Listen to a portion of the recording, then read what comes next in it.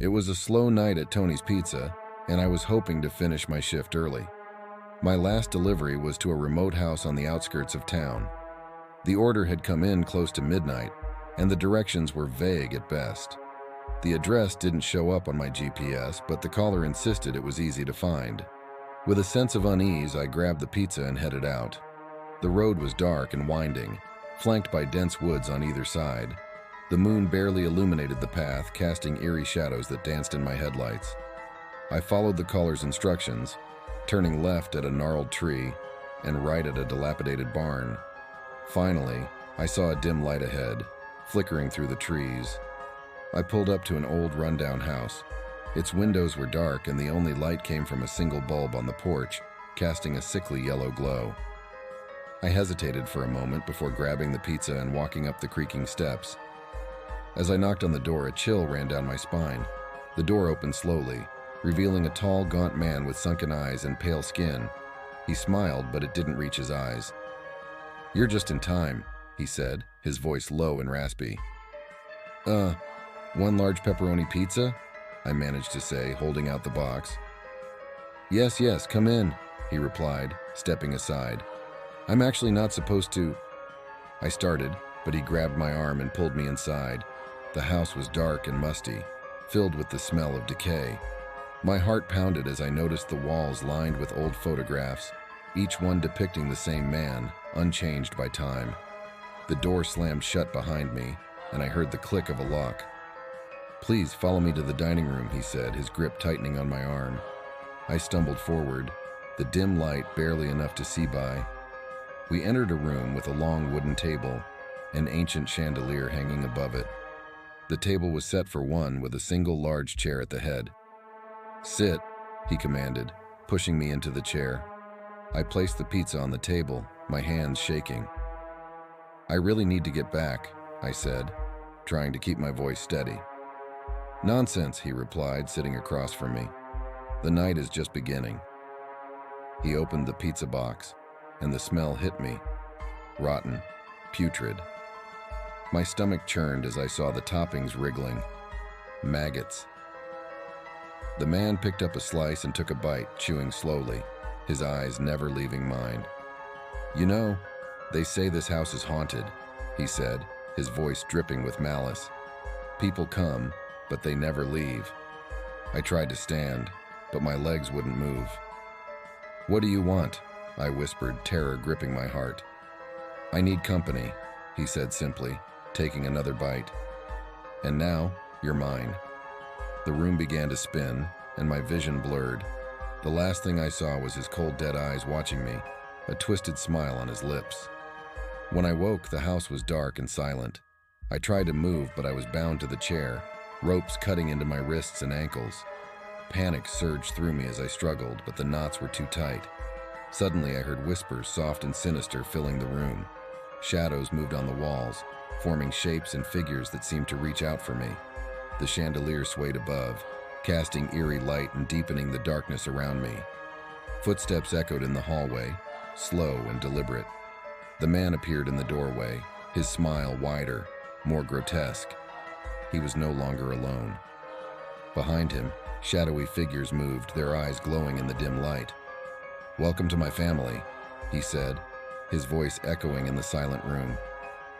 "We've been waiting for you." The figures closed in, their hands cold and clammy as they touched my skin. I screamed, but no sound came out.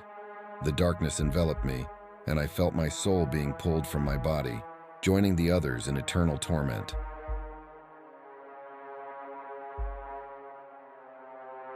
I had been delivering pizzas for a few years, and while I'd had my fair share of strange encounters, nothing prepared me for the night that changed everything.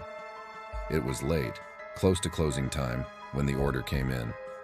The address was in a part of town I rarely visited, known for its abandoned buildings and eerie silence. The drive was unnerving. Streetlights flickered or were completely out, and the road seemed to stretch into an endless void. I finally reached the address, a decrepit two-story house that looked like it had been abandoned for years. The windows were boarded up, and the front yard was overgrown with weeds. I hesitated before stepping out of the car. The air was thick with fog, and every instinct screamed at me to turn back. But the job was the job, and I needed the tip. I grabbed the pizza and walked up the creaky steps to the porch. The door had no bell, just a rusty knocker shaped like a gnarled hand. I knocked, the sound echoing unnaturally. After a few moments, the door creaked open. A young woman stood there, her eyes wide and hollow, dark circles beneath them. She looked like she hadn't slept in days. "Thank you," she whispered, barely audible. "Please come in, I need help." "I'm just here to deliver the pizza," I said, holding out the box. "Please," she insisted, her voice trembling. "Just for a moment." Against my better judgment, I stepped inside. The house was dark, lit only by candles scattered around the room. The smell of mold and decay was overpowering. The woman led me to the living room, where a small child sat on the floor, drawing on a piece of paper. "This is my son, Danny," she said, her voice breaking. "He hasn't spoken since it happened." "What happened?" I asked, my unease growing. He saw something," she said, her eyes darting to the shadows. "Something in this house." Danny looked up at me, his eyes filled with a fear that made my skin crawl. He held up his drawing, and my blood ran cold. It was a crude depiction of a dark figure with long, clawed hands and glowing eyes. "We need to leave," the woman said suddenly, her voice urgent. "It's not safe here." Before I could respond, the candles flickered and went out. The room plunged into darkness, and the air grew frigid. I heard a low growl, a sound that seemed to come from the walls themselves. "Run!" the woman screamed, grabbing Danny and pulling him towards the door. I followed, but something grabbed my ankle, yanking me to the ground. I kicked and struggled, my heart racing. The grip was cold and strong, and I felt sharp claws digging into my skin. "Help!" I shouted, my voice echoing in the dark house.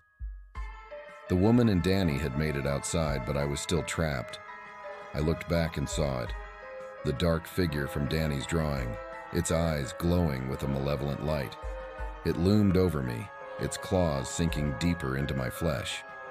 With a burst of adrenaline, I kicked free and scrambled to my feet. I ran out the door, the darkness pressing in behind me.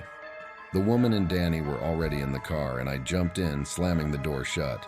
"Go, go!" I yelled, and she floored the gas. We sped away from the house, the darkness slowly receding. I looked back and saw the figure standing on the porch watching us with those glowing eyes. We didn't stop until we reached a well-lit area. The woman was crying, holding Danny close. I looked at my ankle and saw deep, bloody scratches. I knew I would never forget that night, the night a simple pizza delivery turned into a nightmare. Working the late shift at Pete's Pizza usually meant dealing with drunks and stoners, but this night was different.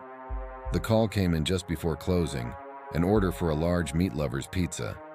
The address was a house on the edge of town, one I'd never delivered to before.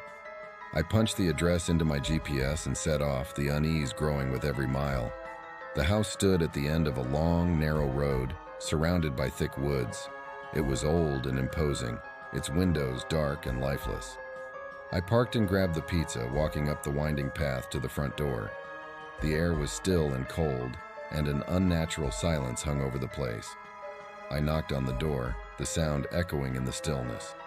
After a moment, it creaked open, revealing an elderly woman with a kind smile. She looked frail, her skin pale and translucent. "Good evening," she said softly. "Thank you for bringing the pizza. Please, come in." Thanks," I replied, handing her the box. "But I should get back." "Nonsense," she insisted, her grip surprisingly strong as she pulled me inside. "I insist you stay for a moment."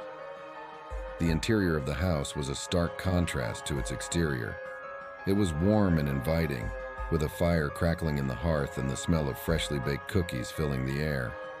She led me to the living room, where an old man sat in a rocking chair, staring blankly into the flames. "This is my husband Henry," she said, her voice tinged with sadness. "He doesn't speak much anymore."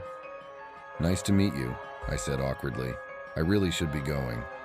"Please, just a moment," she said, her eyes pleading. "We get so few visitors." I sighed, sitting down on the couch. The old woman offered me a cookie, which I took out of politeness. As I bit into it, I noticed the walls lined with photographs. Each one depicted the couple, their faces gradually aging over what seemed like decades. "How long have you lived here?" I asked, trying to make conversation. "Oh, many years," she replied, her eyes distant. "We've seen so much in this old house." A sudden chill swept through the room and the fire flickered. The old man in the rocking chair turned his head slowly, his eyes locking onto mine. They were dark and hollow, filled with an indescribable emptiness. "We should go," the woman said abruptly, standing up. "It's not safe here." Before I could react, the room plunged into darkness. The fire went out, and the temperature dropped sharply. I heard a low, guttural growl, and the shadows seemed to come alive, writhing and twisting around us. "What's happening?" I shouted, panic rising in my chest. "It's him," the woman whispered, her voice trembling. "He's come back." "Who?" I demanded, but she didn't answer. Instead, she grabbed my arm and pulled me toward the door. We stumbled through the dark house, the growls growing louder, more menacing. I felt something cold and slimy brush against my leg, and I yanked it away, my heart pounding. We burst out the front door, the cold night air hitting us like a slap. The old woman turned to me, her eyes filled with fear. "Go and never come back," she said urgently. "Leave this place behind." I didn't need to be told twice. I ran to my car and sped away, the house quickly disappearing in my rearview mirror. When I looked back, I saw the old man standing on the porch, his eyes glowing with a sinister light. I never went back to that part of town again. I told my boss I wouldn't do deliveries to that address, and I never spoke of that night to anyone. But I couldn't forget the terror in the old woman's eyes or the darkness that seemed to consume that house. Every now and then, I still dream about that night. I hear the growls, feel the cold, and see the glowing eyes watching me from the shadows. No matter how far I run, I know that darkness is always there, waiting for me to return,